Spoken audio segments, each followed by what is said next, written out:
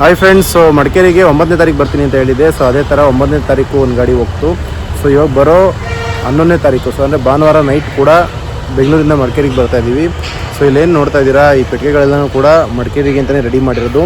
So ಇದರಲ್ಲಿ ಏನಪ್ಪ ಅಂದರೆ ಬೆನಿಫಿಟ್ಟು, ಇದು ಪಾಲಿನೇಷನ್ ಬಾಕ್ಸ್ ಅಂತೀವಿ. ಅಂದರೆ ಸುಮಾರು ಜನ ಕಲ್ಲಂಗಡಿ ಹಣ್ಣು ಹಾಕಿರ್ತೀರಾ, ಸೊ ಸುಮಾರು ಬೆಳೆಗಳು ಹಾಕಿರ್ತೀರಾ, ಕಾಫಿ ಹಾಕಿರ್ತೀರಾ. ಸೊ ಈ ಪೆಟ್ಟಿಗೆಗಳನ್ನೇ ನೀವು ಯಾಕೆ ತೊಗೋಬೇಕಪ್ಪ ಅಂದರೆ, ಒಂದೊಂದು ಪೆಟ್ಟಿಗೆಗಳಲ್ಲಿ 10,000 ಜೇನುಹುಳಗಳಿದ್ದಾವೆ.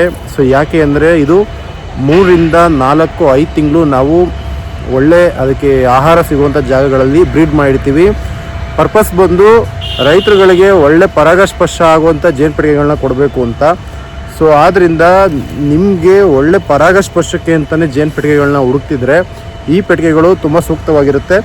ಸೊ ನೀವು ಯಾವ ಲೊಕೇಶನ್ಗೆ ಜೇನು ಪೆಟ್ಟಿಗೆ ಬೇಕು ಅದರದ್ದೇ ಲೊಕೇಶನ್ ಹಾಕಿ ಈ ವಾಟ್ಸಪ್ ನಂಬರ್ಗೆ, ಮತ್ತು ಎಷ್ಟು ಪೆಟ್ಟಿಗೆ ಬೇಕು ಅಂತಲೂ ಹಾಕಿ, ಮತ್ತು ನಿಮ್ಗೆ ಏನೇ ಡೌಟ್ ಇದ್ದರೂ ಆ ವಾಟ್ಸಪ್ಪಲ್ಲೇ ಎಲ್ಲ ಉತ್ತರ ಬರುತ್ತೆ. So thank you. ಈ ನಂಬರ್ ಕಾಂಟ್ಯಾಕ್ಟ್ ಮಾಡಿ.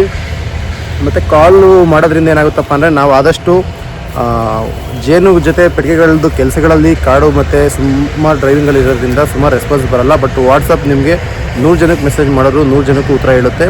ಕೊಡಿ ಮಡಿಕೇರಿಲಿ, ಮತ್ತು ಆಲ್ರೆಡಿ ಯಾರು ಪೆಟ್ಟಿಗೆ ಮಡಗಿ ನಿಮ್ಗೆ ಅದು ತುಪ್ಪಗಳು ಬಂದಿರುತ್ತೆ, ತೆಗಿಯೋಕ್ಕಾಗ್ತಿಲ್ಲ, ಮತ್ತು ನಿಮಗೇನಾದರೂ ಅದು ಜೇನು ಕೃಷಿ ಬಗ್ಗೆ ನಿಮಗೆ ಮಾಹಿತಿ ಸರಿಯಾಗಿ ಗೊತ್ತಿಲ್ಲ ಅಂದರೆ ಈ ನಂಬರ್ಗೆ ನಿಮ್ಮ ಲೊಕೇಶನ್ ಹಾಕಿ ನಾವೇ ಬಂದು ನಿಮ್ಮ ಸ್ಥಳಕ್ಕೆ ಪೂರ್ತಿ ಮಾಹಿತಿ ಕೊಟ್ಟು ಬರ್ತೀವಿ.